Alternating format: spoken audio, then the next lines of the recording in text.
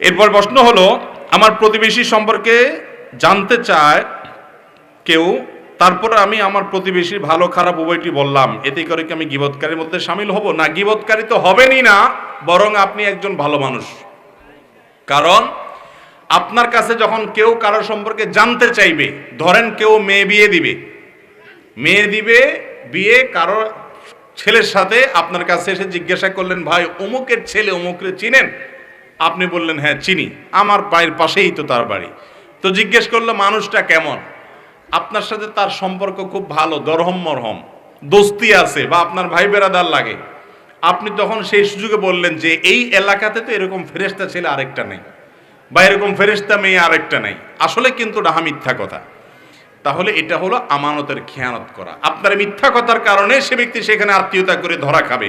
তাহলে আপনার এই কথার কারণে লোকটা বিপদে পড়বে কি পড়বে না? এইসব জায়গায় তার যদি দোষ থাকে, সে দোষ বলাটা বরং দায়িত্ব। সে দোষ বলাটা বরং কি, ভাই তার এই গুণ আছে, এই দোষ আছে আমার জানা মতে, যেটা জানেন সেটা বলবেন।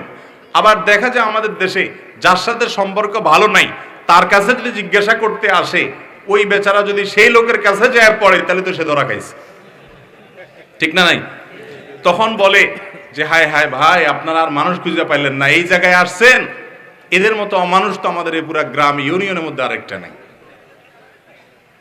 তার নামে ডাহা মিথ্যা কথা বানায়া বলে সম্পর্কটা নষ্ট করে দেয়, আছে না নাই? এগুলো সবগুলো কবিরা গুনাহ, শাহাদাতুজ জুর, মিথ্যা সাক্ষ্য দেওয়া, এগুলা। বরং আপনার দায়িত্ব হলো যা বাস্তব সেটা বলে দেওয়া, এটা বলে দেওয়া বরং দায়িত্ব। এগুলা গীবত হবে না। একজন একজনকে টাকা হলাদ দিবে, আপনাকে জিজ্ঞাসা করছে ভাই লোকটার লেনদেন কেমন, আপনি যদি জানেন যে লোকটা টাকা নিয়ে ঘুরায় সবাইকে, তাহলে আপনি এই যে বেচারা টাকা হলাদ দিতে চাচ্ছে তাকে বলে দেওয়া যে ভাই লোকটার কিন্তু এই ক্যারেক্টার, এই চরিত্র আমার জানা আছে, এটা বলে দেওয়া বরং আপনার ইমানি দায়িত্ব। কথা কি বুঝাতে পারছি? এটা বললে কোনো গীবতের গুনাহ হবে না। এরপর প্রশ্ন হলো,